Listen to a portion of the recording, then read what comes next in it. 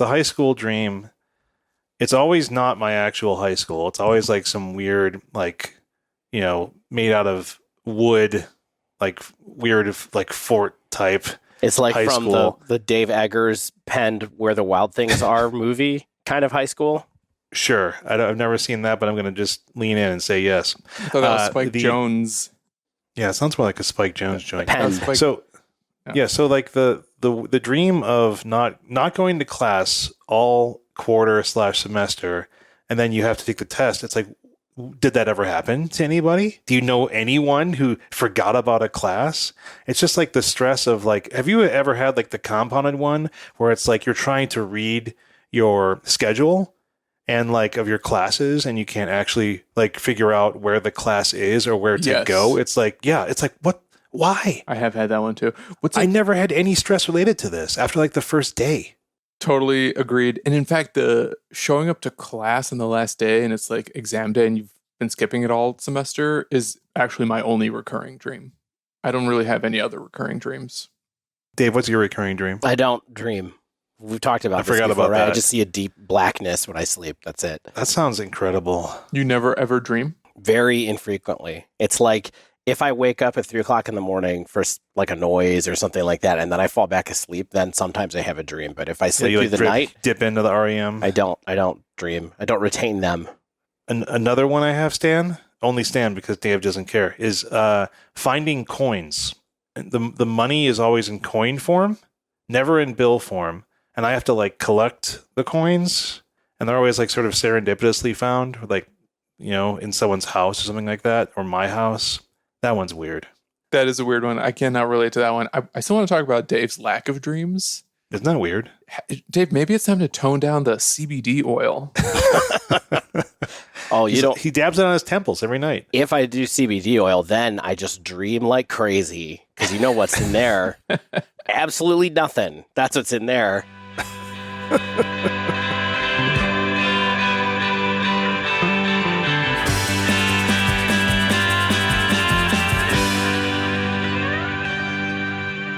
Hello and welcome to episode 180 of The Dive Down, a Magic the Gathering podcast focused on the latest decks, trends, and strategies for the casual spike.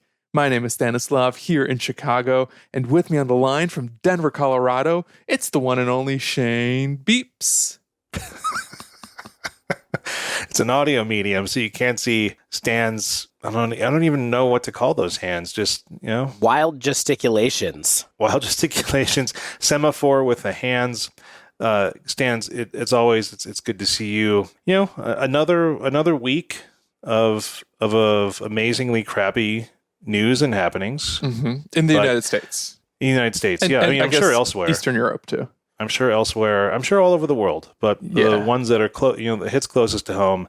I'm fortunate enough to have friends like you to have this routine with, to give me something to look forward to every week. Because otherwise, it would be a bleak existence. Wow, cool. And with that, it's our Godfather Dave Harburger.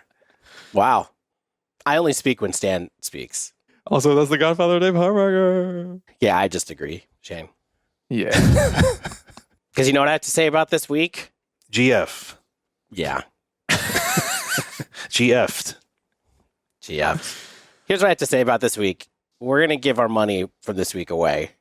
I've decided. 100%. Oh, yeah. I was already thinking this. All of it. I read about a Colorado, I don't know if it's Colorado based or they have a Colorado chapter or something like that, but Colorado is in a unique position where essentially all around us are states that will immediately or very quickly outlaw abortion. And Colorado, it's, I believe, state constitutionally protected. They're going to have fleets of vehicles that will be posted by the border to provide like the pill-based consultation that is required for that particular service. And because you have to go into the state or have some kind of consultation with a doctor. And so they will basically have roving doctors. And that is definitely a foundation, a group that I would love to support. Great. Book it. Let's send them the money. It's booked. We'll find something to give money to in Illinois too, because Illinois is in a similar situation to Colorado, I think, where it will be surrounded by states that quickly also outlaw abortion. And that. Yeah, screw it. I actually know for a fact that I'm the product of ancestors who chose to have abortions over the years, because abortions were legal, as I understand it, always legal in the Soviet Union. And sometimes I even think about like whether I would exist if like grandparents of mine chose not to have them, and then maybe like my parents wouldn't exist, and then maybe I wouldn't be here. And it's this weird cascade of decisions that shape the lives that we have today. And I think maybe in the United States, it's not something people talk about very frequently because there's so much taboo around it. But so many of us, if not all of us, are products of ancestors who chose to have abortions or terminate pregnancies for countless reasons for millennia. And to think that we're trying to pretend like that's something that women shouldn't or people shouldn't have access to, it's very puzzling, and we don't like it. And that's why I'm really glad that we get to donate some of our proceeds and use this platform to support causes that we think make the world a better place. Look, all I have to say, and this is like fully unscripted. We didn't even talk about this before we got on the microphone. We're just talking here. We're the wrong people. Once again, we're the wrong people to be talking about this, being who the three of us are. But listen, if you don't think you know anybody who's had an abortion, or that someone you care about has had an abortion, you do. Okay? Just be real with yourself. And it was important. Exactly. Yeah. So that's sort of the vibe in our personal lives today. It's not going to be the vibe of the whole episode. Instead, we're going to try to keep it fun, light, and loose on the dive down as we usually do.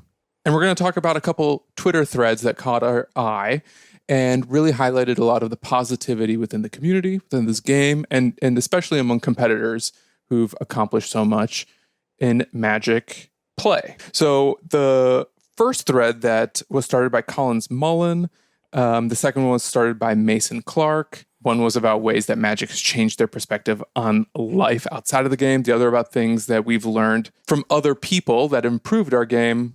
We're going to highlight some of those personal experiences for us, what other people have taught us, and how others have improved our lives or our play. Yeah, so hopefully this lead to some good vibes, personal sharing of stories, and just kind of a way to lift everybody's moods this week a little bit. Hopefully it doesn't get too serious, but I think we are going to get sharing. It's going to be about sharing. Sharing is caring. Yeah, but first, Stan. But first, let's housekeep. We got a great list of new patrons to join the Dive Down Nation. We got the Pink Hat Boy. We got Max D. We got Dark Poet Bill. We got Cat M. And we got Shipley O. Wow. That's a big list of new citizens. Yeah, thank you all for joining the Dive Down Nation. We are so grateful to have you in our lovely little community. Also, shout out to Clyde A for going up a tier in their support. We see you, Clyde, and we appreciate you as well. If you would like to support the show, join us in our humble crusade to make the world a slightly better place. And also just make sure we can pay our editor, pay for fun swag and gear that we mail out to people, pay for the deck boxes that I think are on a boat somewhere in the Caspian Sea. We haven't heard anything in a minute, but my fingers are crossed that I don't know how. I mean, if it went through the Caspian Sea, they really went the wrong way if these things were printed in China. I'm just saying. Or something went very wrong if they went west out of China instead of east to Los Angeles. You know how sometimes if you lose your luggage in an airplane or you have a checked bag that ends up in the wrong continent, they'll deliver that bag to you at 3 a.m. unannounced? I think that's what's going to happen with these deck boxes. Can we tell the story that you're alluding to right now about the heart within the Dive Down Nation that you were a part of? We can't name names. We just shouldn't name any names. Yeah. So this week, a patron of ours, a longtime friend of the show, popped into the Chicago channel in our Discord server to say that their mother-in-law had lost a very important bag to them at O'Hare. The big Chicago airport. Biggest in the world. O'Hare. Pride of the Windy City. I don't think that's true anymore, but is it true again? Oh, yeah. Okay. It's always been true. Okay. It's always been true. They're growing bigger in Chicago. But anyway, we keep annexing Park Ridge to just just add more runways. He reached out to the citizens of the Dive Down Nation to ask if anybody could possibly help with rectifying this situation. And multiple people in the Dive Down Discord server, members of the server and the Chicago channel specifically, went to O'Hare or were at O'Hare and just stopped by the Lost and Found with a picture of the bag or with a description of the bag and asked if anybody had turned in anything like that there. And eventually, the bag was returned due to the unstoppable pressure of the Dive Down Nation lobbyists who kept showing up there. That's right. But it's that kind of stuff that just, really, it didn't end up helping, probably. But it was really amazing to see everybody say, hey, we're going to help out with this. Yeah, I bet that never happens in the Faithless Brewing Discord. You think Cave Dan is going to an airport for you? I doubt it. I don't think either of you two. Getting out to O'Hare sucks. Oh, yeah. I don't live close to O'Hare anymore. I used to live close to it. You know what? I made some phone calls on behalf of this unnamed patron. I was ready to go. I went to O'Hare to pick up my wife from a trip, but by then... Stan's wife. Progress had been made in the case of the missing bag. But if you want to be a part of a community like that... A community of sleuths. Yeah. Amateur detectives, really. Kid detectives, really, is what makes up the Discord. It's Encyclopedia Browns of the world. So thank you, all patrons. We're also brought to you by Mana Traders, manatraders.com. Sign-up code, the Dive Down, 15% off your first 2 months of Mana Traders service. Yeah, they're the best. I see no reason to use anything else. I'm sure the other ones are good, probably, but they're not as good as Mana Traders because Mana Traders is fast, has all the cards you need, has like 17,000 bots that are schlepping your cards back and forth between themselves, between you. You think they have like a giant arc? Do you think there's one bot that has all the cards? The Urbot. And if you hack the Urbot, you just get all the cards. Is this the plot of Ocean's 18? We're on it. What's the one with Nick Cage where he steals the Declaration of Independence? National Treasure? Yeah. This is the Curse National of Treasure. Curly's Gold? Yeah, exactly. Dude, I was just referencing that movie the other day and no one got it. Oh my gosh. Which one, National Treasure or the City Slickers 2? Yeah, City Slickers 2. Legend of Curly's Gold. Yeah, and that's why the three of us have a podcast together, because there's no hesitation about what the Legend of Curly's Gold was. So there's no, as we referenced last week, by the way, we're doing this thing where we're focusing more fully on individual episode topics. There was a bunch of cool challenges and stuff this weekend, I'm sure, but we are focusing on our dive down topic that Stan alluded to. So you guys want to get into this? Yeah, let's get into it. Let's do it. Cool. So like we mentioned up top, there were 2 Twitter threads. One started by Collins Mullen. I'm going to read the tweet. Here, Collins Mullen, towards the beginning of last week, said there are a ton of, in response to someone talking about learning a specific thing within Magic. Let me see what the tweet that actually started it was. It was Andre Jude. There you go. Maybe it's Andre Judd. It's at Andre_MTG_, who originally wrote one MTG concept I wish non-MTG people would learn is, quote, playing to your outs. That idea translates so well into real life. True. I think that's a really important one that we might touch on later. But, Collins then quote retweeted that Andre's tweet and said, there are a ton of life lessons like this that I've learned from Magic. One of my favorites is learning to focus on things inside of your control and accepting the things that aren't under your control. What are some of the ways that have changed, that MTG has changed your perspective on life? And then later on last week, Mason Clark also posted, the well-known Mason Clark, lately of winning DreamHack Dallas, said, what's something you heard someone say in Magic that helped you level up? One that sticks out to me was Brad Nelson, or for Freak MTG, talking on a stream about Kaladesh cards and saying, I can easily come up with reasons why cards are bad, but I am going to try and find out why they are good instead. Shane, I hope you're listening closely to that.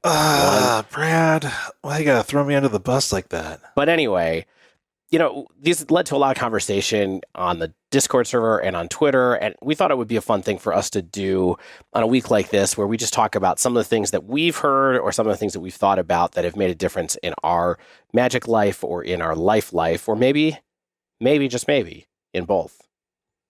But I think what we're going to do is start simple and try to not rock anybody's world too much, but we're going to talk about level ups in Magic first. Yeah. I kind of gravitated more quickly to Mason's tweet and concept about just level up ideas. I think it's easier to be like, what's maybe better at Magic, or what thought processes have maybe better at Magic, and then extrapolating those to your life, I think takes a bigger brain like my 2 co-hosts. So we'll start with, I think, one of my favorites, and one of the ones that I reference perhaps the most on this podcast, and that's have a plan and understand your opponent has a plan too, which I will attribute to LSV, but I feel like this is the most common refrain. Yeah, and would you say that this is from limited resources, or is this from LSV limited resources, or what do you think? Is this a phone call you had with LSV? Yeah, me and L were hanging out. Down by the schoolyard. Yeah, we were hanging out at, I don't know, Denver Central Games or something like that. I don't know, Wizard's Chest, one of the other Denver LCGs. And he just looked at you, looked deep into your eyes and said, yeah, Shane, you must have a plan. I know what you need to hear. But I mean, yeah, like what Dave is right in that it's larger than just L, where it's, perhaps the most common statement or thought process of high-level players I've seen and heard. I was doing some research for this episode and just finding, if you want to find a lot of articles to read, just Google like ways to get better at Magic, and you'll see decades of content from very good players that are likely better than me, at least. And so I'll start with two quotes related to this. And the first one's from LSV again, and it's good players play cards, great players play games. And this second one is from PV, and that's to be good at Magic, you need to understand that your opponent is a rational actor, and their plays make sense. To be great at Magic, you need to take this further. You need to know that, though you can't control what your opponent is thinking, you can give suggestions through the ways you play. And like I said, this topic, this concept is something I bring up a lot, and it's not something I'm expert at by any means, but I think it's something to continually keep in mind. It's having a plan, respecting that your opponent has a plan, that your opponent is thinking about the games, and not just a goldfish or a computer program plopping cards in front of you. This is really an essential foundation for winning games and matches of Magic. And I think that's really easy to say, but then the nuance and how you execute on this mindset is the real challenge, right? And I think that's the one that takes a lifetime to improve on. Yeah, I can't tell you how many times I sit down and play a game of Magic where I'm just kind of like, I'm going to look at my hand and then I'm going to play my cards and hope that it turns out right. And when I'm not really thinking, when I'm tired, when I'm just like, I want to play and have some fun, and then you realize halfway through a game, I really messed this up. Yeah, like I cast that card too early. I misevaluated the threat they were presenting and didn't use my removal right. I didn't, the card in hand matched up against what they played to the board, and I didn't need to spend that spell, all that kind of stuff, right? I fetched the wrong way. It's the number one thing in Modern, right? I fetched the wrong way. I took 2 extra damage I didn't need to. That kind of stuff. I think this is a great one to start on, Shane. Sure. And then I'll paraphrase another thing I read from PV, and that's the best players treat the whole match as a match and not like the sequence of turns. They have a plan. They adjust that plan depending on the game state, the board state. Every action they make furthers that goal, from deck building to mulliganing to sideboarding. I think that is kind of the key one there for me. If you know your plan, you know what it was important, and then you know what you should prioritize. And what statements like this say to me is that continually thinking about your priorities, your game plan, trying not to deviate from that core plan is really important. And then this gets back to all kind of discussions that we, and of course, countless others have had about things like mulliganing. Like I remember Stan saying stuff like this just in a recent 7 Ways to Get Better at Magic episode. Post board, a decent 7-card hand might be tempting to keep, but you have to assess it through the lens of the matchup and your opponent's game plan and your potential game plan. And so that might mean that you're going to be mulling down to a 6-card hand, but it's actually a stronger game plan for winning that game. Question. Yeah. What do you do to adjust or even manage this mentality if you feel like you're playing a deck that is wildly unfavored against your opponent? So let's say you're on Tron and your opponent is on Infect, and they're going to win 75% of the times. I think that it's interesting to start there because that's I think that's the easiest way to manage this whole thing, right? This type of scenario where you're in such an unfavored position, because I think pretty quickly what cards you have in your hand that are any good against the deck that you're going up against if you're in that bad a shape, right? You need creature dismember, right? You need dismember, exactly. Yeah. And I think that's exactly where I was going to go too, which is that is kind of one of the more straightforward ones because if you have 5 pieces of removal overall, you're going to need as many of them as possible. And then if you are making Tron as you're doing that, more power to you.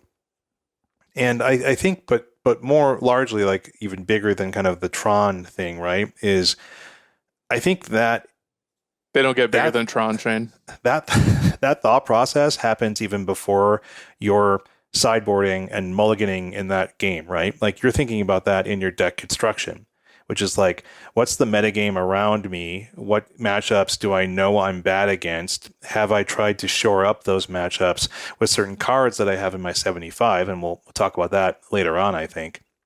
And that's all the kind of stuff that if you're not thinking about that in a very compartmentalized way, right? Or you shouldn't be, I think, which is like, okay, I have these 15 cards that hopefully you know what they do, which is kind of a really important thing for sideboarding, is know why you have them in your sideboard, and then know what cards you don't have any use for, and then what cards you hope to be drawing to try to address your opponent's game plan. And I think that is the kind of thing where it's really big picture thinking, and that's why it's so challenging. It's because your plan is larger than the game plan. It's the match plan and the matchup plan and the meta plan. Do you guys apply this thinking when you're net decking? I think that's one of the biggest challenges, right? Is like I'm tempted, and everyone's tempted, I think, to take a list that's winning and be like, okay, I'm just going to run this out and use these sideboard cards as best I can think. And I think that's like a huge loss of percentage points in my games, where it's like, I think if you really want to be prepared from everything from an FNM to a GP, is have a really good understanding of why every card's in your deck, right? Yeah. Yeah, I was going to say, I think we're focusing a little bit quickly on like sideboarding when it's super important. But I think that the real thing here is you got to know why the cards that are in your deck are there and what they're for. And not only that, we've talked about this a little bit in the past, it's also understanding like what the backup use for the cards that are in your deck are too. And I do think that some of that starts with when you're net decking, I think that it helps to understand what level of complexity of plan you can manage as a player and help select decks around that as well, or what you're feeling up for in a given point of time, like a tournament that's coming up or whatever. I think when you think about practical ways to apply this idea, how do I have a plan, right? Like I do think it starts with deck selection to an extent. Yeah. What about you, Stan? Well, so I do this from time to time, and I feel like in the past I've been chastised for it a little bit because I will pull a deck that's done well, whether it's a deck I like or something I'm trying out, and for one reason or another, I will switch up like a handful of cards. Maybe because I feel like it needs an extra land. Maybe it's because I think there's some gaps in the sideboard. And without naming names, like I've been told by people like, Stan, this deck has done well. Why are you immediately changing it? And that's 100% me. I've said that. And so, among the reasons why I changed it is A, because I want to apply my own judgments, but also like sometimes it's unclear to me what certain cards are for.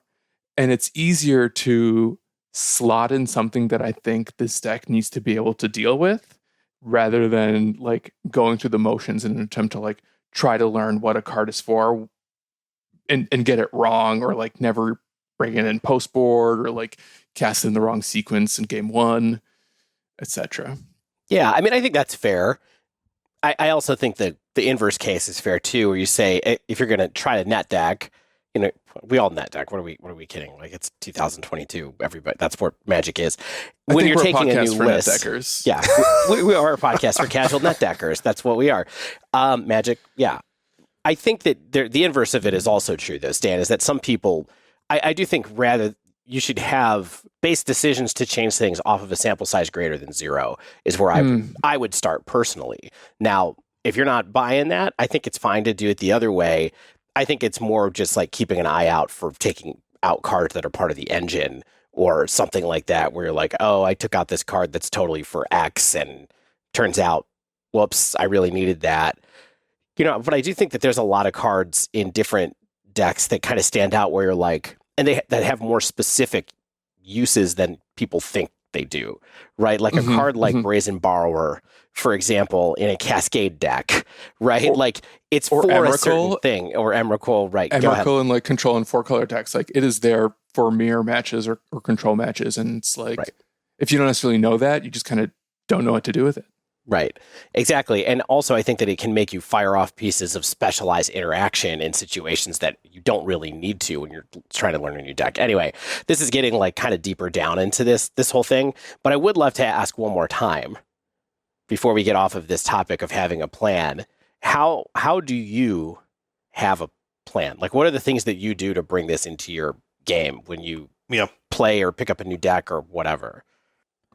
I think like level 1 gets into, funnily enough, like a level up concept, like a classic one, like Who's the Beatdown from Mike Flores, like way back in the 90s, right? Like, because you have to, I think understanding like role assignment is really important in every card game you will ever play, pretty much, because it just has a big impact on your game plan. Like if you're going to be the aggressor or like more on the defensive end of things, like, and that changes on the state of the game and how you're going to sideboard and how you're going to approach the entire game and match. Like that's kind of like what I typically try to do early on is like, hey, do I need to be pressuring my opponent to give them less time or to pressure their life total, all those, all the reasons that you would play a more aggressive deck, or do I need to try to stop what they're doing in some way, shape, or form and then just sort of turn the corner at some point and outvalue them?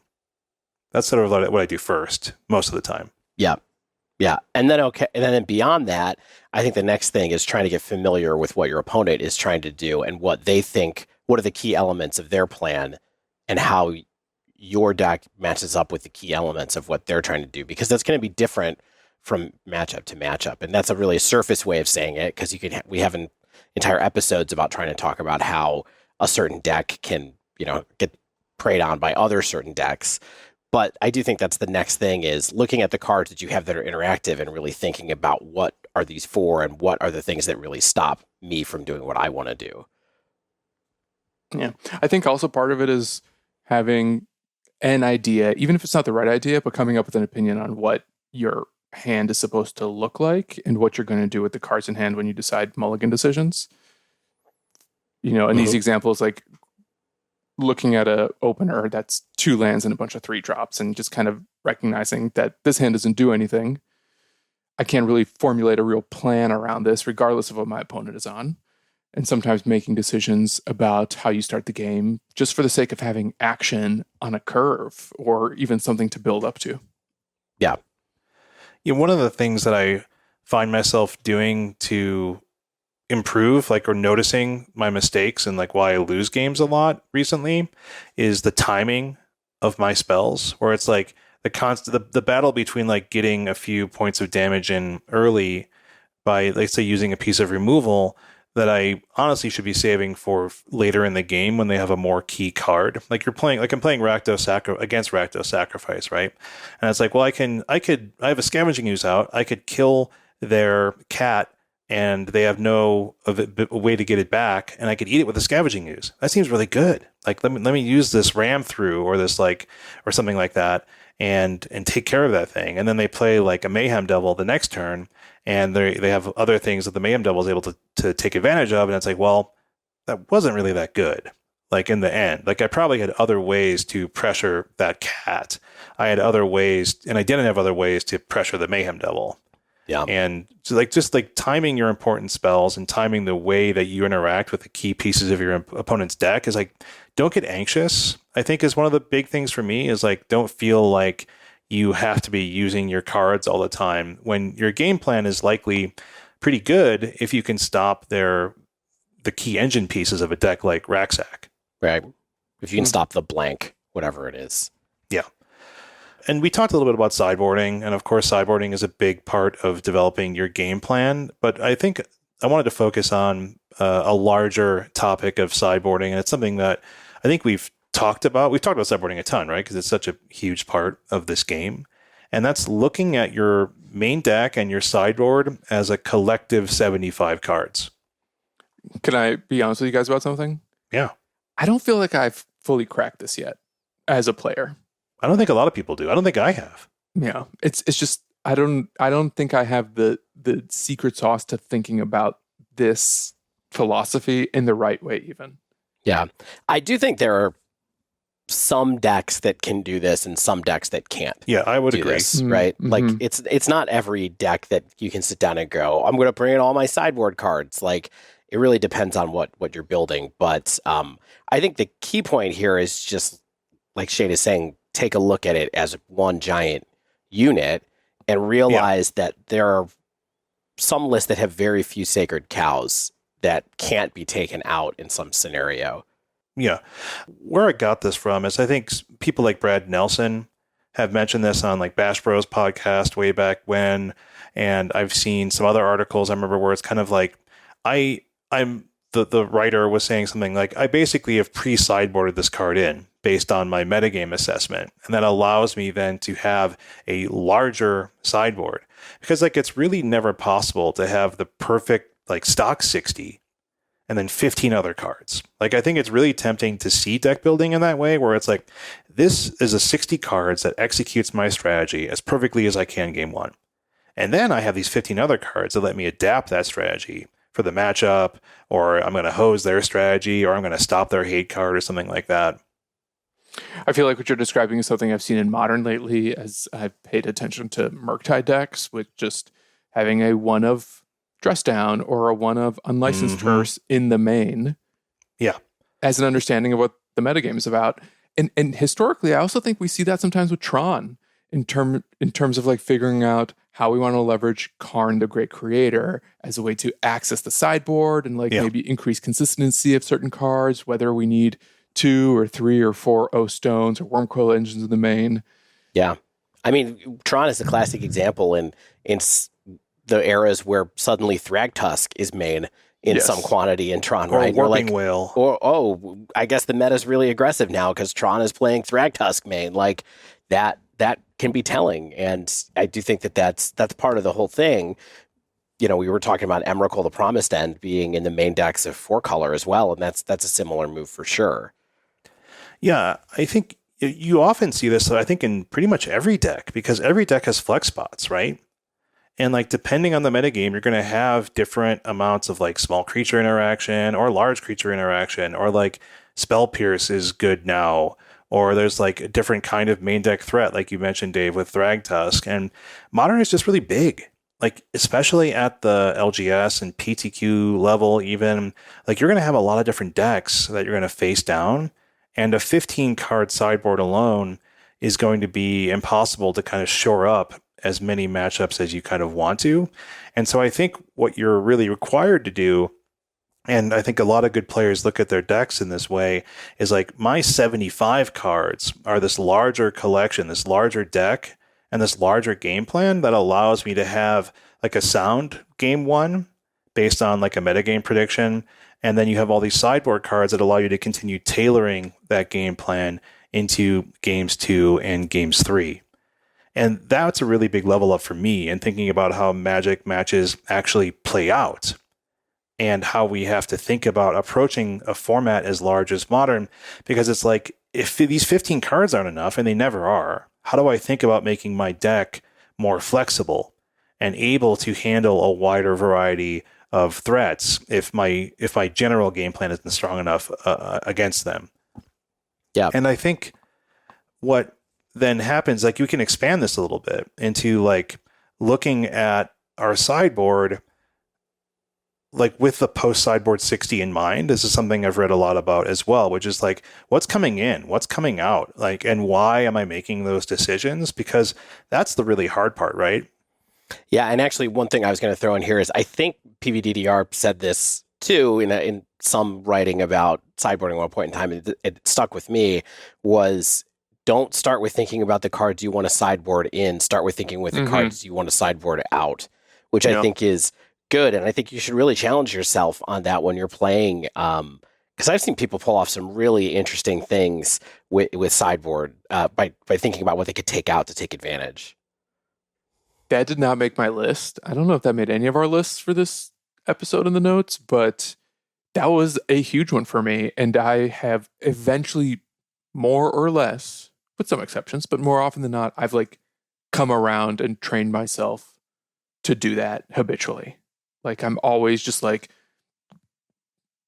moving the cursor over 4 cards at a time and just taking them out of the deck. And then sometimes I'll throw one in, or like, depending on what my post-board deck looks like, if I have a couple slots, I might bring in like a card or two that I've taken out if it's on the bubble. But yeah, that was definitely a huge learning for me. And also, not to get like too level 2 on this kind of discussion, but think about how your opponents are going to sideboard. When I was playing Boros Prowess one time against Burn. Stan, you were at this tournament as well as a store championship at Dojo. The player I was playing against was a really good Burn player, and we were both sideboarding, and I sideboarded in a bunch of extra creature removal because I thought it would be helpful to do. And after the match, she told me that she sideboarded a ton of her creatures out against me to make it so that the cards that she thought I was going to sideboard in wouldn't have any targets. And it totally worked. I drew a bunch of dead cards that I couldn't use, and then I just got proceeded to get burned out. And well done. It was definitely something to think about. Is like sometimes people will level over you, and you should just keep in mind that you have to think about how their deck is going to change in game 2, not just how you want to change your deck. Yeah, these 2 first points I think mesh together really well, right? Which is like have a plan, respect that your opponent has a plan, because they're going to also be altering their plan in games 2 and games 3. And that's where kind of meta knowledge and deck construction knowledge really come into play for ensuring that your sideboard cards are going to have targets, because there's in a format as fast and as value heavy as Modern, a dead card in hand is one of the worst things for you in terms of winning a game and winning a match. Like one of the things that like popped into my mind, and Brad Nelson referenced this on Twitter, was that he's like, I'm so proud that my first Pro Tour deck had an extra land in the sideboard. Mm-hmm. He's like, and if you see a sideboard with like an extra land in it, and you're like, well, that seems like a pretty weak use of a sideboard space. Like, couldn't I just have like another piece of hate, or like I could have some sort of targeted artifact destruction or color hoser or something like that that's going to have wider utility. Like if you're paying attention to the deck construction of people with extra lands in their sideboard, like these are the people you want to pay the most attention to, because they've determined that that's going to do more for them than like some piece of tech that might have some utility in some game. But that's kind of the thing that I think, if you're thinking about that in that fashion, where it's like, hey, this game might go so long, or the value of having an extra land and not missing my land drop, and like, let's say a mid-range or control mirror where you can use your mana really well and over a long period of time, or missing a land drop is so detrimental that you're going to lose the race in the mid to late game. Like that's the kind of stuff that is really hard to keep thinking about. And when it's important to pay attention to those kind of tactics. Sometimes I feel like the people who do that with an extra land on the board have very specific sideboard strategies against other specific decks. And maybe, did you say it was Brad who tweeted this? Yes. Brad Nelson? Yeah. So I don't know if that means Brad Nelson like showed up with a little slip of paper where he wrote his sideboard guide for the top 5 decks in the tournament. 100% sure he did.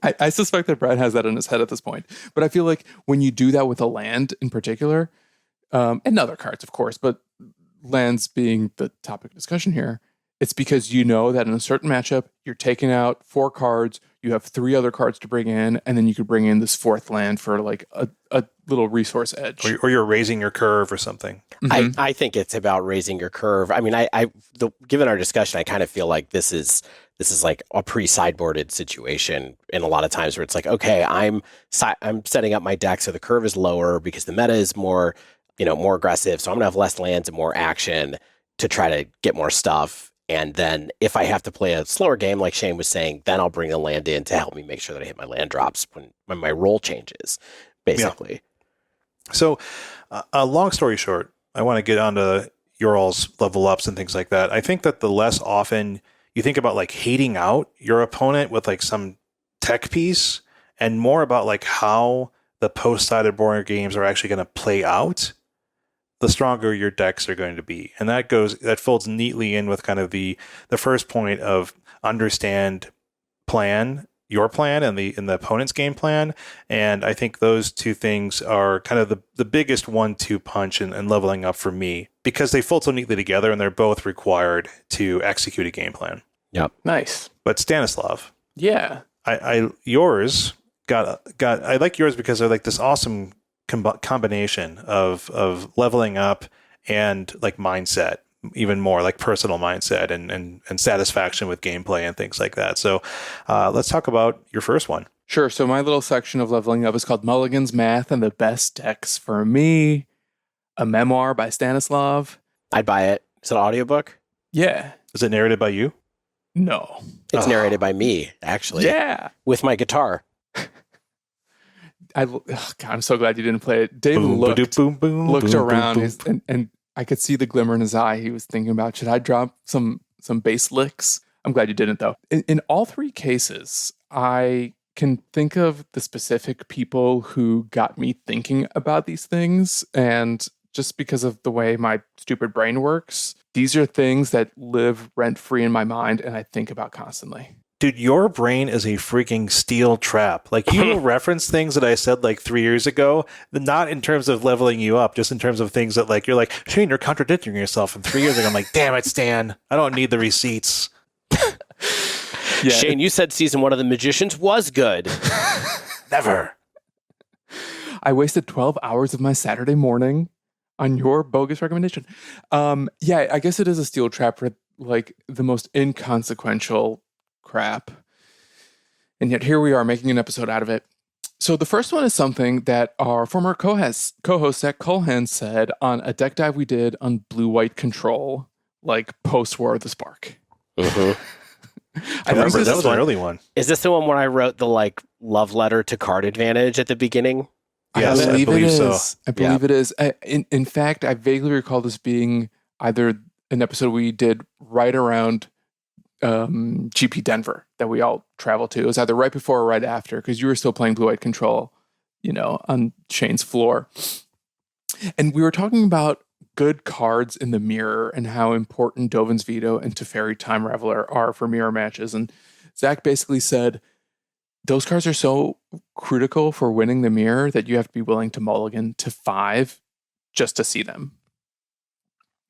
And although this isn't a point about blue-white control mulligans in particular, it did sort of help me realize that it's important to recognize when, why, and how to mulligan for overall success. So understanding what cards matter in specific matchups, whether it's because of certain counterplay, having like hate pieces or silver bullets against what my opponent is doing, or because I have really important tools that I need to lean on, something like leaning on Ragavan against 4 color is something Ari Lax had mentioned recently in Dominaria's Judgment. It's not because Ragavan is supremely good against 4 color, it's just because it's such a bad matchup for the Murktide player that you need to have like that early threat that you back up if you want any chance of winning that one. Yeah. And likewise, I think it's sometimes easy to recognize hands that don't do anything. I mentioned earlier 2 lands and a bunch of 3 drops, like that's an easy mull, but it's also harder to establish the discipline to pitch hands that do something, even though that something isn't going to win you a game. Yeah.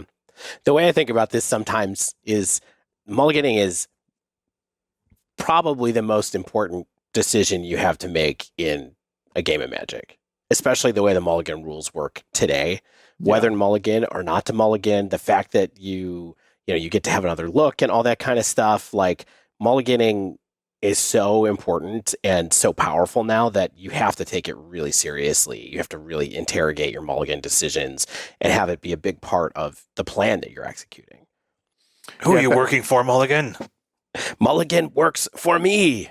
A related quote on this subject is something Collins Mullen said back when he was co-host on the Grindcast. I don't remember the exact wording because he said it in an episode 2 years ago. But he was talking about looking at a hand and realizing to himself that this is a hand he can lose with, even though it has action. And, that's one of those little maxims that I try to apply when thinking about, hands that just have lands and spells. yes, it may have a curve, and especially post board, like sometimes it may be tempting to keep a hand that looks like a great hand game one, but isn't necessarily leveraging the tools that you may need post board. And I think applying that thinking to mulligans has just made me a slightly stronger player. And kind of understanding that, especially in modern, when cards are so good and can sometimes like 2 for 1 or more, going down to 6 or even going to 5 isn't necessarily the same death sentence that it used to be, especially in a world of London Mulligan where you can actually sculpt a pretty strong plan and a reasonable hand because you're still looking at 7 every time you're pitching it back. Yeah, totally agree. All right, my next lesson learned is from friend of the show, Dom Harvey, which is something he said to me in a coaching session once. So it's not really a quote, but it's the spirit of a lesson, which was, let's do the math. And he said it in a very specific match we were playing that I may have even talked about in a previous episode, but I'm going to revisit this anecdote. I was playing Mono Red Prowess. This is right after Chandra Dressed to Kill came out, and we started seeing some success with these, Chandra Prowess decks. And I was paired up against Tron, which I think most people would consider a favorable matchup for the Mono Red player. Mm-hmm. But I was playing this particular matchup like it was a tempo deck. Rather than going all in on aggro, I wanted to have some threats on the board, maybe keep some threats back so I can maybe leverage spells in hand. Or what I was also doing was trying to play against Oblivion Stone in particular. I was really worried about overcommitting to the board and then opponent drawing an O Stone and just kind of setting me back and me not having the gas needed to close out what should otherwise be a winnable match. Yeah. And while we were going through this match, Dom essentially demonstrated how known information on the board could translate to the opponent's possible sequence of turns, which were then calculated to estimate my damage output based on my resources. Mm-hmm. And ultimately, in this particular case, we found that playing around O-Stone was the losing line, as opposed to playing into it, forcing my opponent to have it or lose. Or in this case, even if they had it, they probably were going to lose just because of how much damage I could present on subsequent turns if I had committed to the board as quickly as possible. And also because they played a forest on turn 2. That's always the tell, right?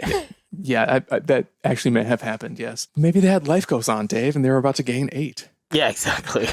Yeah, I mean, I think this kind of gets to a core strategy, right? Which is so if they have 3 or 4 O Stones in their deck or something like that, and the chance of them having one is X%, but the chance of you having lethal damage in hand and on the board is 100% if they don't have it. Yeah.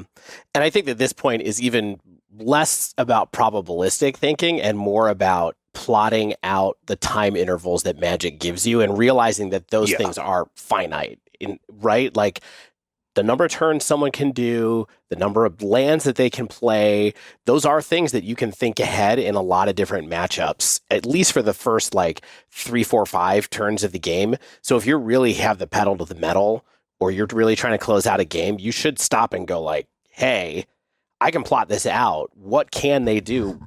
And take a look at, and a lot of it has to do with what mana they have available, what colors of mana they have available, what it's going to take them to get extra ones available so that they can play whatever it is. O-Stone and activate it. Supreme Verdict, we have double white available, double red for Anger of the Gods, all those things that depending on how complicated your opponent's deck is, they may secretly not have access to the thing that you're worried that they have access to. Yeah. Yeah. Sometimes I think I can see my opponent doing this on Arena because of the cards that get highlighted briefly. Oh yeah.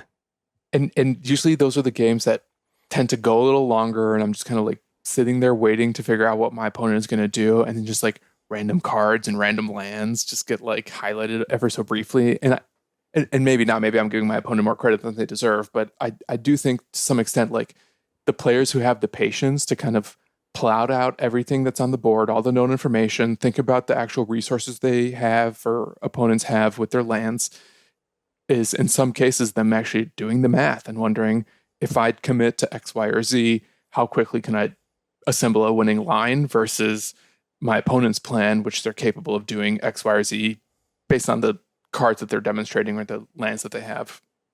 Yeah, I would almost build on this point to go a lot of people spend too much time focusing on cards in hand, like cards in hand and cards in deck, and not enough time focusing on lands in the board and turns in the game that we're at right now. And I think that you should definitely use the information of your opponent's hand or their cards or whatever, because it's a huge part of the game. But there's lots of other places to get information.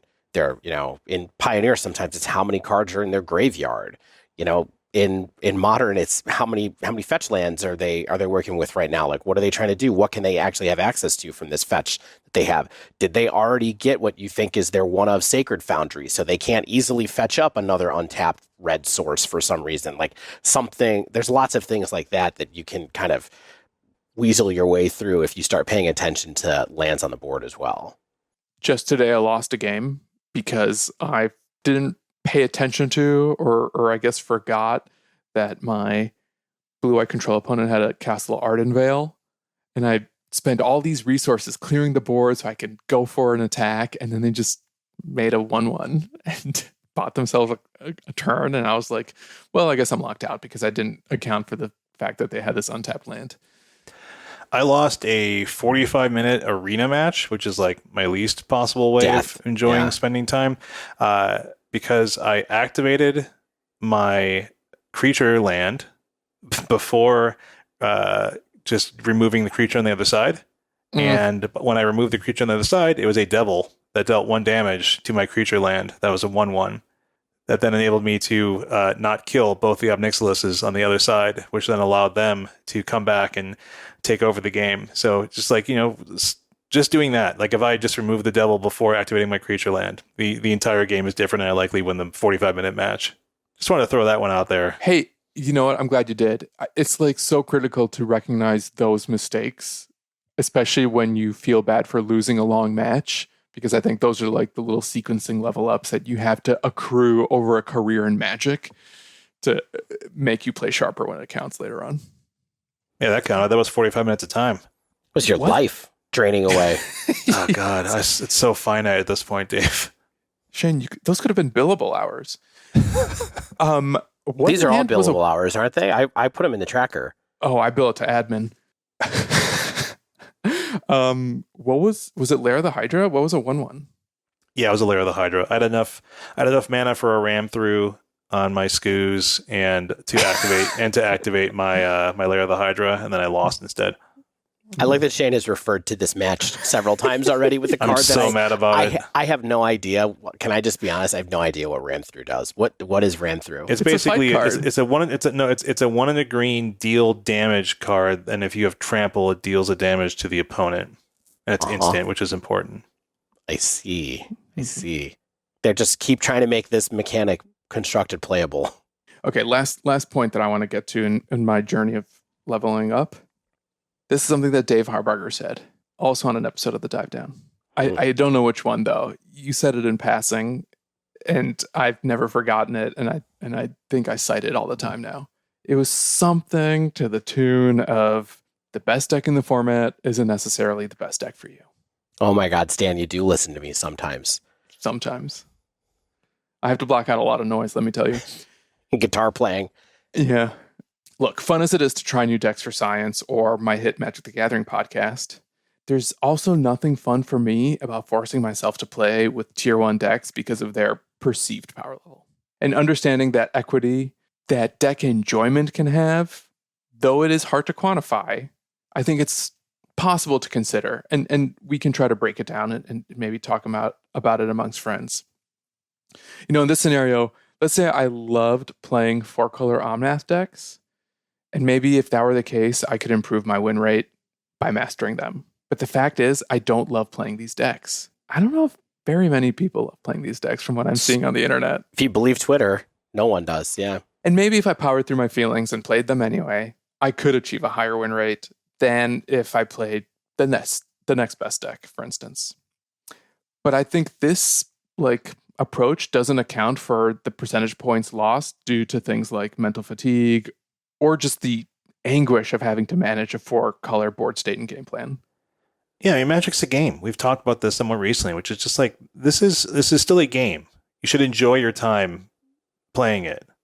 I mean, if you're somehow fortunate enough to make your living off of like grinding MTGO tickets, like sweet. But at the end of the day, we're playing a game, you and I.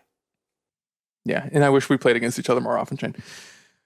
Here's another thing. If we agree with the premise that I'm likely to win more games with 4-color than the next best deck, I also think it's important to account for the hard-to-measure quantities of playing a deck that you enjoy, such as stamina, shortcuts that you've developed because you've played a deck enough times out of that love for it, understanding outs because you have, muscle memory for all the cards in your deck and what they can do in given situations.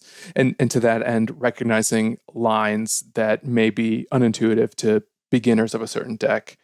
Likewise, as we mentioned, sideboarding and mulligan decisions. I think these are things that improve the more you play a deck. And of course, the overall enjoyment of solving the unique and specific problems that piloting a certain deck might present. Some people love weaseling their way out of situations with a combo deck. Other people love weaseling their way out of situations with mid-range or control strategies. And knowing which things you like to weasel your way out of with, try to follow that logic, is really critical to long-term success and I think overall satisfaction while playing games that might not have satisfying results. Yeah, I think knowing what kind of weasel you are is super important in Magic. And I think put that on a pin. Right, exactly. I know what kind of weasel I am. The dive down. It's really important because I think that you talked about like stamina and like getting tired of it, but I think that there's a real value in just going, I don't play enough right now to be good with this kind of deck, or I'm never going to be good at playing this kind of deck because I don't like doing the math problems that come with Storm or Ad Naus or something like that. And what I really prefer is to play Burn, or I really like interacting. So for me, it's best to play with a deck that has Thoughtseize in it because I like to have that information about my opponent's hand and I like to kind of dirtle around and be mid-range. Like, I think it's okay to be that thing. There are plenty of people who have a lot of success being archetype specialists in Magic. We see it all the time on Magic Online. If that's even your aspiration to be super good and win a challenge or whatever, master a deck like Demonic Tutors has with Yawgmoth or something, that's the example that sprung to mind for some reason. But, I do think that it's like, you got to have fun, and also you should build on your strengths. I think most of the time when you're trying to get better at a thing, you should build on your strengths instead of trying to spread out your resource investment on things that you're lagging behind on once you get to a certain point anyway. Yeah, I do think that at some point there is value. I understand you mentioned this a few episodes ago, which is like playing the game from your opponent's side and understanding your opponent's side of the game plan.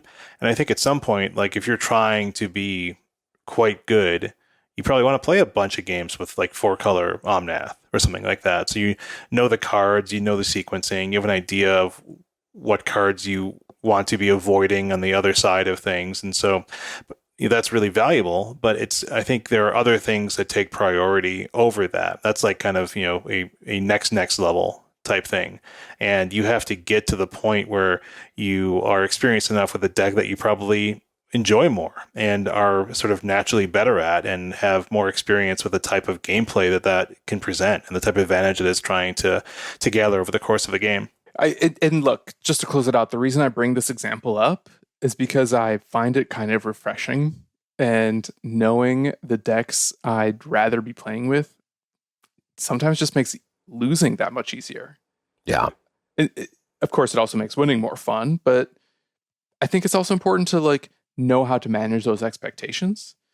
And, in some cases, it'll even make me play a format less because I know that the thing I really like to do isn't a viable option. Stan, I knew you were going to take my words and twist them to something that I'm annoyed with you about. But fair point. You know what I mean? So it's like, maybe if there was nothing for me to play in Modern, I would play more Pio, or if there's nothing for me to play in Constructed, I would play more Limited. And, us being in positions where we can kind of jump around a little bit, I think it also makes it easier to sort of pursue those things you really like rather than forcing yourself to do something that, the hive mind says is tier 1, but it's just like a hyperlinear graveyard combo that as soon as people bring in Rest in Peace, you're done. Good game. GG's. So, okay, I think these are good, like, greatest hits of Magic level ups. why don't we move on to some life and magic level ups, or sort of magic and life level ups, and kind of see where it goes from here. I have a couple I want to talk about. Both of mine are from the same place, but why don't we dive into the first one? So the first thing that I thought of when we talked about this episode, putting together this episode and these Twitter threads, was something I heard a very, very long time ago on Limited Resources podcast, thanks to Marshall Sutcliffe and Ryan Spain. The second time that we talked about limited resources tonight. There's going to be more. And that is the concept of being ROTty. I'm so glad you mentioned this, Dave. Like, who is familiar with what that means? This is so core. I am. Yes. Stan, do you know what ROTty means? Oh, I know what it means, but I hate it. You hate it. I can't wait to talk about this then. Yes. So let's talk about it. Yes. So what ROTty means is, do not be results-oriented in your thinking. ROT, results-oriented thinking. So not the first time I heard about this, but there's an episode where they talk about it on Limited Resources. It is Limited Resources episode 57 from November 5th, 2010. Are they in the 600s now? Yes, they're in the 600s now. They talked about this earlier. I listened to this episode last night, by the way, for old time's sake. I remember this being transformative in my life for other reasons that we'll get to a little bit later. But they spent some time talking about ROTty on this episode as well. This is an episode so old that it features the mention of well-known player Jacob Wilson as a 15-year-old person who had top 8'd a limited Grand Prix and had written into the show. He's now in his 60s, as we all know. So let's talk about what ROTty means, because I think it does still confuse people. So Shane, what's it mean? What does results-oriented thinking mean? So basically, I'm not even going to look at your notes, Dave, because you can correct me later. Basically, don't look at the outcome. Look at the process that drove the outcome, because the outcome can be good with a bad process, and the output can be bad with a good process. Right. That's exactly it. You should be basing your appraisal on the things that happen in games. And honestly, I've taken this into my life as much as I can on a thing that Ryan and Marshall talk about in the episode. They call it like decisions, not results. It's about decisions, not the results, because you have to recognize that in games in particular, and in life in general, a lot of times there are things that are in your life that come down to randomness that you do not have control over. And so the only thing you can do is make good decisions based off of the information you have, trying to maximize the chances of the outcome that you want to have happen, and then accept that whatever happens as a result of it is what happens. Now, love to see what Stan, is this where you have a problem with this idea? No. Does this shed any light on this idea to you, or just why don't you like this? This is perfectly sound. No. Okay. Yeah. Okay. And I think that what a lot of this is really is, it's about having good probabilistic thinking. It's tied to lots of other fallacies that people have, like the gambler's fallacy, where people go, oh, this hasn't happened, so I'm due because this hasn't happened, which is not something that, basically the idea that individual moments of randomness are actually tied together when they're not. Now in Magic, sometimes they are, because the what's in your deck changes, so the odds do change a little bit, but your odds don't increase just because you flipped a coin. You're not more likely to get heads the next time because you flipped a heads the last time. One of the best examples I saw of this, Ryan uses this example on the podcast, so I thought I would just bring it here. He says, let's say I offer you a bet for even money on a roll of a D10. Okay, you put up $50, I put up $50, and I say to you, you get to choose which one of these things win conditions you want, either the number 1 or the numbers 2 through 10. Which would you choose, Shane? You choose the 2 through 10. Right. Same. So now, if I roll the dice and a 1 comes up and I win the money, does that mean that you made a bad decision? No. Even more subtle. I mean, if it was 1 through 4 and 5 through 10, like you're still taking the 5 through 10. It's more numbers. Right. And there are so many things I think that come out to this. Stan, have we gotten to the point that you hate yet? No. No. Okay. Not yet. No, this is all super sound. Okay. Good advice. Perfect. Thank you for sharing. So I think that the way that I translate this into my life, though, which I think is something that is a little bit maybe weirder for people because like life isn't a game, right? Like, but the way that I do think about things is I usually think about it a lot with like resource allocation or when I'm working, what kind of effort I can put into different things. A lot of it becomes about trying to align the resources that I have, like time, my energy, my thoughts, my creativity, with the things that I think are going to bear the best chance of bearing a successful outcome, right? And so in work, a lot of times for me, that means the outcome where I have a project where I'm happy with the creative output of it and my client is also happy with the creative output of it, like the maximization of those overlap of those two things. And so when I'm brainstorming with a group or when I'm talking about, things like that, I try to have us figure out a way to plot out the creative ideas that we bring to the table in a way where we have the most chance of that happening because we only have a finite amount of time. There's always people who have these great like ideas that are kind of like super far out. Let's see, maybe the client hates it, maybe they love it. And I think that you can put a certain amount of effort into that kind of stuff because those are like moonshots and they're worth taking. But I always want to make sure I have that kind of backup. So I've really taken this ROTty thing to kind of like a heuristic of risk assessment for me because it's twofold. One is I want to make sure that I'm putting the most money on the best bets. But the other thing is I want to make sure that I'm just have a backup plan too, so that if the thing that I've put all my eggs into doesn't work out, I make sure that I have another way that I can go in the moment to make sure that we still get to some kind of success. And so it's a little bit of a stretch for ROTty. I think that is kind of like where this concept has led me as far as my life goes and just thinking about results-oriented thinking in that context. Because sometimes like life rolls you the one, right? Like, right. And so just having sound process will mean that you take advantage of the 2 through 10s more often, right? Like just like being set up for success and having the mindset and the approach where it's like, I'm going to give myself more 2 through 10s rather than kind of shoot for the one. Yeah. And that's a huge part of it. But what I also kind of like the thing I've built on it as far as my life goes is I want to make sure I know what's going to happen when the bad outcome comes up and I'm prepared for it as well, because sometimes you do get the one and sometimes you do have a bad process, even though you have a bad outcome, even though you had a good process. And so I want to put a little bit of effort into making sure I know what I'm going to do if that happens. Now, again, this is professional life stuff. This isn't talking about like life tragedy, but this is like, wow, client said something to me that suddenly made me think, oh my gosh, this whole thing could possibly potentially go a completely different direction. How do I prepare myself and my team for that possibility in a way that doesn't freak everybody out?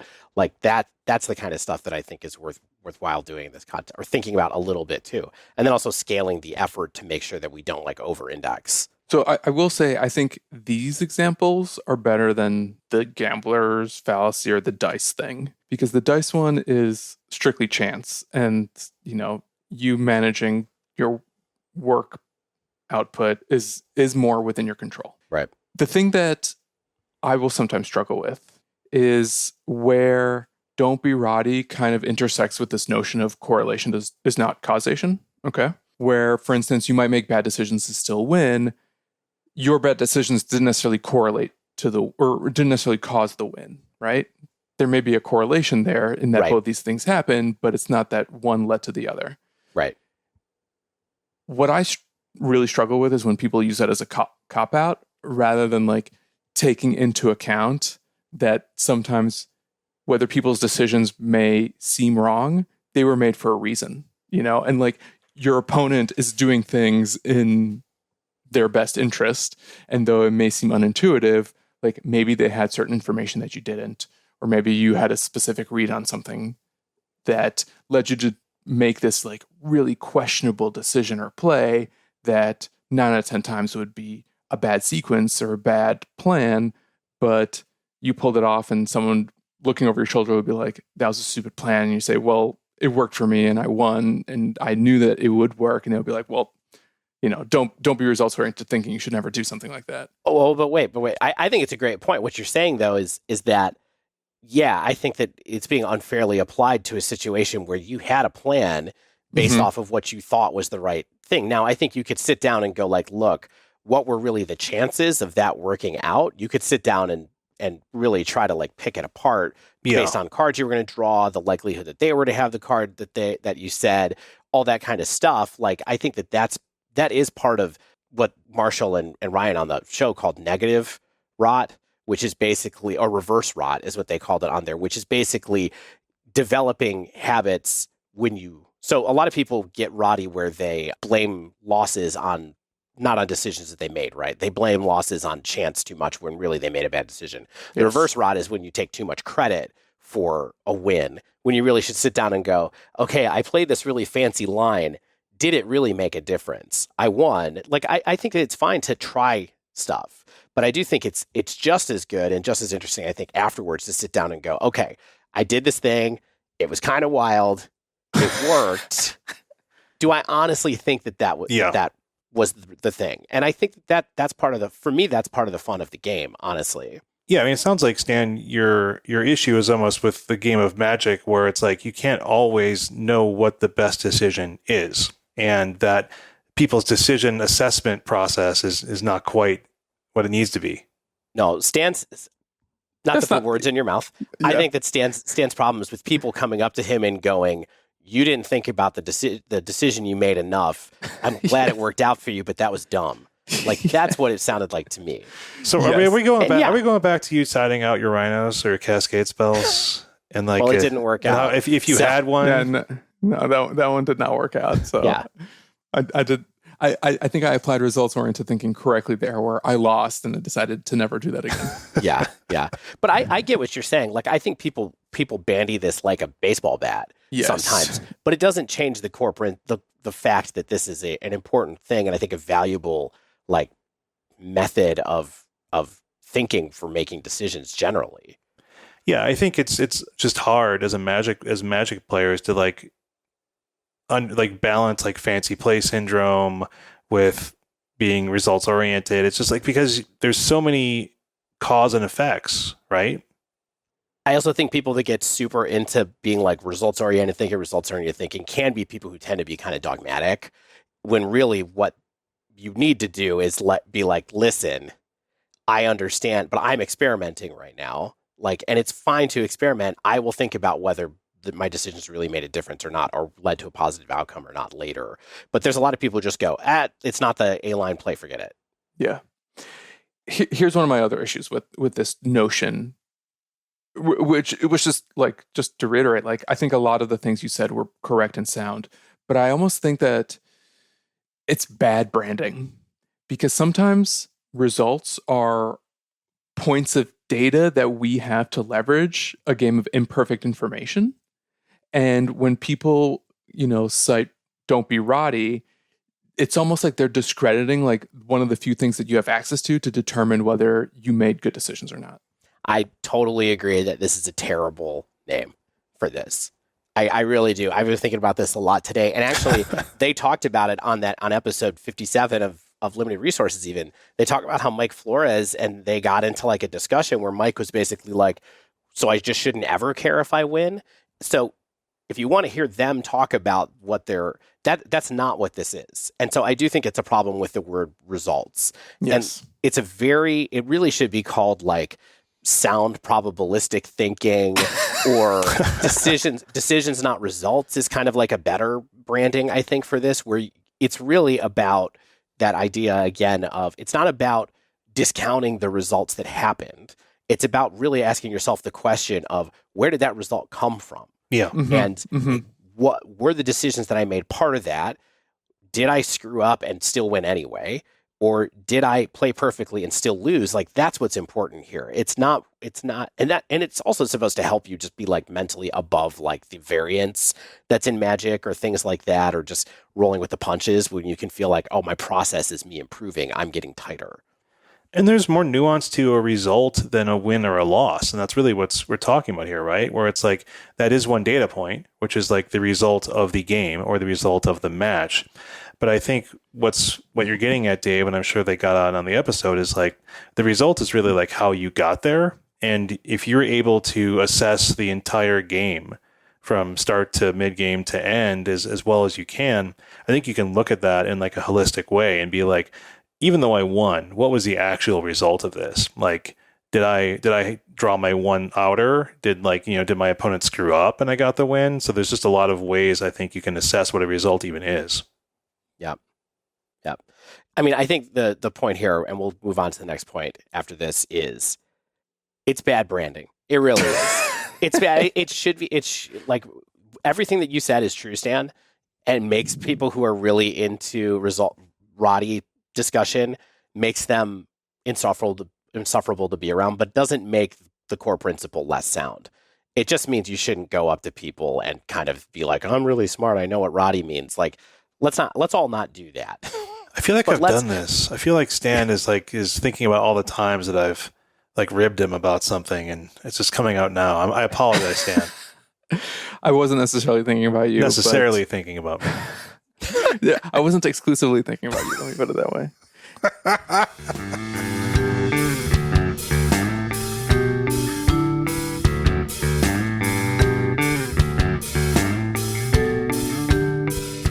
So you know that we are brought to you in part by our friend Will over at Barrister Mann, maker of fine soaps, scents, fragrances, all those good things. And what we wanted to talk to you about are some new releases that are coming out and perhaps just came out, because I think they sound dope and I kind of want to buy some for myself. Have you guys seen these? I have not yet. Give me a tour. All right. It's the Mayhem, right? The Electric Mayhem. Which is a limited edition release inspired by electro swing and given a custom playlist. They commissioned Sean Maher, who I guess is in Chantillon Luxe or Maher olfactive fame, and the fragrance was created by Sean, inspired by one of Will's favorite musical genres, electro swing, which is in shaving soap, aftershave balm, and eau de toilette. So, I mean, yeah, it sounds sweet. I mean, Will says, I can't wait to smell it. So I don't even know if he knows what it smells like. He's made it. Maybe not. I don't know. Maybe he has to let it sit for like 2 weeks to settle in. Wow. And then he opens it up and he really smells it. Amazing. There's another new seasonal fragrance out called ROTty. And as far as I know, this may be the first Barrister Mann product with an actual caution label. Be careful, y'all. This one is extremely cold. Lots of menthol and peppermint. Very minty. You're going to want to keep this one away from your eyes and anything else that you prefer not to freeze. Apparently, people are into this. Will was telling me that people clamor for these heavy, minty, peppermint, menthol-y type things. Yeah, this one's available as an shaving soap as well as an aftershave splash. Chill out this summer with some ROTty. And I have one thing. Oh, yeah? In my latest care package, Will had a bar of La Vanille soap. Dude. And it's awesome. It is awesome. I got to bust it out then. I don't use bar soaps, but I'll go for that. You know what? I switched back to bar soaps because I got all these great ones from Will, and they're fantastic. There's I used to use bar soap back in the day. I always get really dry skin, and now I use these, and they're great. Okay, this sounds set up, but yeah, I'll try them this week. Don't be alarmed. It runs brown. Yeah, La Vanille is brown. It's a brown soap, so it makes brown water. But it filthy. Just washes off of you.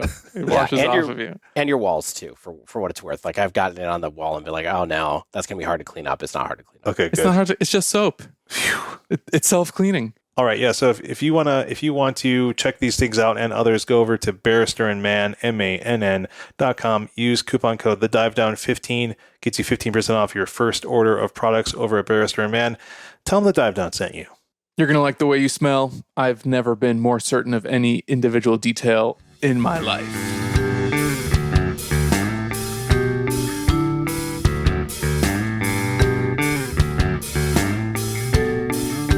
All right, so let's move on to another one that's even more important to me, honestly. And I know this is a weird one because I've talked about this on the show before, but seriously, I want to get tattoos about this concept. This is really central to my life. And that's in the same limited resources episode. I realized the same one, episode 57, November 5th, 2010. Like I said, they talk about tilt for the first time. And I'm going to tell kind of a long story about tilt. We're trying to have a shorter podcast, so I'm trying to not go too long here. But when I heard this episode about tilt, it was really a transformative thing in my life. So, Stan, do you know what tilt is? Yes, it's being upset about results to the point that it like starts to cloud your judgment and decisions and attitude and even enjoyment level. Yeah. And I think beyond that, like you said, it clouds your ability to make decisions. It's that really like deep anger that you have when something doesn't go the way that you want it to. That kind of like, some people express it different ways. Some people do way more things. Some people find themselves suddenly unable to do anything when they're tilting. It's just that feeling of your brain suddenly just being kind of like inaccessible to you because of something that just happened, I think. And when I first heard this, not to get like too personal, but like this is a really rough time in my life. The end of 2010, I had just gotten divorced. I was living like in a spare bedroom in a friend's apartment who had basically like agreed to take me in.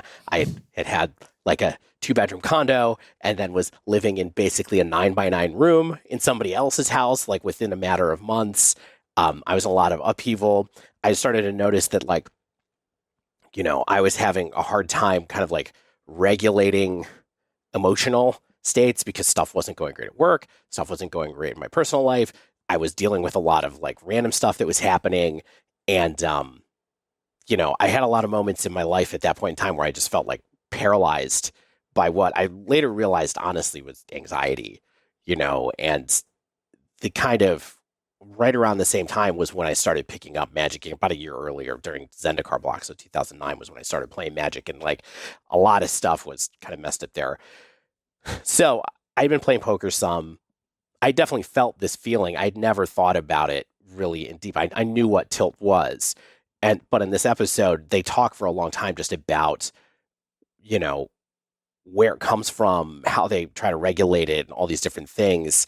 And that's when I started to find like similarities between, stuff, how I felt when stuff didn't happen at work, and how when I would have a fight in a relationship, how I would react, and when I would start to be reckless in a game of Magic afterwards. I realized that it all came from the same place, which was just kind of like being unable to deal with when something starts to go wrong, not knowing what to do next to keep it from going wrong, and basically going on tilt, And for me, recognizing that feeling was a big thing to me being able to kind of get under control. And it's a really like it's a full body sensation for me when I go on tilt. Like I like lose the ability to focus my eyes. Like I can feel my pulse increasing. I like don't talk to people. I get kind of like sullen for a second. Like I can really feel it happening. And their discussion really helped me be able to kind of start to figure out ways to deal with it in certain ways, or at least be able to work through it. Like, I don't think it's something that you can necessarily prevent from happening, but recognizing what's there, what it feels like, how it's going to persist, and how you can not get stuck in that kind of like brain body loop where like, because you're tilting, your brain continues to make you tilt, then your body continues to tilt, then your brain continues to make you tilt. Like breaking that sort of loop was something that I've been working on for a long time. And actually, like, I feel pretty good and able to control a lot at this point in time, especially when it comes to like losing at games or when things go badly quite often. Yeah. When you're talking, I'm thinking about like when I tilt in real life as well. And like, it definitely is like, it's a physical and mental, combination of factors. Right. And like, I think it's going to present different for every person and at different levels. Right. Like it could be hard and fast. It could be like a slow burn. It could be something that, I think you could low level tilt for 3 days, or you could like, tilt hard for 10 minutes, and each could have different significant drawbacks to your life or game. And so, just having that recognition that this is a thing that other people felt, and that really, weirdly, like being someone who was in my early 30s and in my 20s, it was like the first time I really sat down and went, and this is going to sound insane, but it was kind of like the first time I sat and went like, oh, I don't have everything on my life in lockdown, mm-hmm. And there's this thing that happens in my body that lets me know these are consequences of like not having your situation on lockdown and being really angsty about the fact that I don't have it on lockdown. So a lot of what I've tried to do over the years to get okay with it is just more, some of it is honestly like breathing exercises, taking a minute to pause, focusing on the sensations and what's going on, and trying to remind myself that they're temporary, that kind of stuff. And some of the rest of it is just understanding that it is a thing that will end if I let it end, and also, of course, understanding not being ROTty actually plays into it a lot for me, because being able to go back and go, where did I make a mistake? Did I make a mistake? Trying to be honest with myself about that actually helps dissipate the tilt feeling for me a lot too, because I can kind of get a little objective about it and be like, it's not always about things that happened to me. Quite often it's about things that I did that I should have done better at that led to this outcome. Now, how can I go back and fix that in life? Or how can I make a better decision next time when I'm playing Magic? And one weird thing is that I almost tend to tilt more now when I'm winning at something. When things are going really well, I get that anxiety too. And so I actually have to like kind of keep an eye on it on both ends of the spectrum, because if I'm like 3-0 in a tournament, I need to go like sit and have a break to make sure that I don't totally lose it and like shove all in as soon as I have every chance to try to go 4-0 in the next round, which is a little weird, but it happens. But anyway, this is something I think about every day, honestly. And I think about it today, like there was a moment at my house this afternoon where like the kids were misbehaving, kind of. My wife was having a really hard moment at work and was like trying to talk to me about it at the same time the kids were misbehaving. I was getting like angry emails from a client all at the same time. And I just kind of had to be like, okay, like starting to well up. Now's the time to just kind of like recognize like these things are happening and just kind of like chill for a second, and then work through it. Because the big thing for me is not cutting off, which is what I tend to do, is just like defer decisions, defer communication, all that kind of stuff. Did you learn any of these skills in therapy? No, unfortunately. I would say like I should. There are many times in my life where I felt like I should have had professional therapy and just never have done it. That's where I learned it, basically. I'm not going to go into unnecessary detail, but just learning to kind of step back and look at your emotional reaction or emotional state as data, as just like objective, unbiased data. Having that habit in your back pocket is just like a good way to start to find the time or the moment you need to like begin to regulate again. And like, whether it's take deep breaths, step away, go for a walk, drink more, balls energy drink, whatever you need to feel good about yourself. Right. Yeah. And balls sometimes get at us. Sponsor our podcast. Last thing, sometimes about situations too. I talked on here a little bit over the last couple of years about like having a really hard job. And I finally was just like, I just got a new job. I finally got to the point where I was like, I got to just move into an environment where like I feel like I'm at the right level of intensity to feel good, feel productive, feel engaged and challenged, but also just not feel constantly overwhelmed. Because I think, between coronavirus and like that whole work-life thing, the last 2 years, there's been a lot of sections where I was like, wow, I've been on tilt like all weekend, or I've been on tilt all evening. Like, and that's just not a way to be. So get in touch with it if you know what I'm talking about. Thanks for sharing that, Dave. That glimpse into your personal life and struggles. Sorry, that was long. No, I think that's really important. I mean, I think it's like when I tilt at Magic, it's like all my other tilt comes out. You know what I mean? Like when I get mad at like losing a match of Magic or something like that, like on Arena or it's like before bed and I get upset, it's like I'm not just upset at that. Right? It's like sort of like a buildup of the other crap that like I've sort of been like dealing with throughout the day. And it's just like, well, I'm just sort of mad at a bunch of other things, or just like upset at a bunch of other things, and I'm not controlling my emotional reactions to those things in like a way that really makes sense. And so I think that, if you're a listener out there, I'm sure you've had some experience where you get upset about stuff. And I think, Dave, it's important to bring that to people's attention. It's just like, think about how you emotionally respond to things, because I definitely find that it does have negative impacts on my life too. And I think that it reminds me to think about tactics and habits related to that. Just know when to vibe, y'all. Yeah. No thoughts, just vibe, right? That's what people say. I don't know. Oh, that's what I say. No one's ever said that to me, and now I'm mad. And I have a shirt. That's our new button. And then I think Shane had one last thought here. Sure, I'll make this fast. I think the biggest life lesson for me, at least, is like your community can be a lot more important than what the community is formed around. Like, also known as it's about the gathering, not the magic, or it's not about the magic, it's about the gathering, right? And like throughout my life, and I'm sure all of you out there, if you're into card games, like you've had hobbies and interests and educational experiences, and maybe you've had some local groups you've worked with, all the usual stuff. And like what I found about all these things in my life is like they're formed around very different things, but they're all really just building communities around those things. And those communities are really what drives the engagement and the satisfaction and builds real relationships with other people in your lives. And I think Magic is special in that regard because it's a game that really requires other people to play it. And it's also a game that drives this really big and intense and ongoing sense of community around it, and a real community around it. Like there's people engaging with the game in the same way as you, as different ways than you. Maybe they just share similar goals to you, or they just find having fun playing a game in the same way that you do, or they're people with similar personalities or even different personalities that you enjoy, and they have senses of humor that you enjoy, and all those things that make a community and relationships valuable.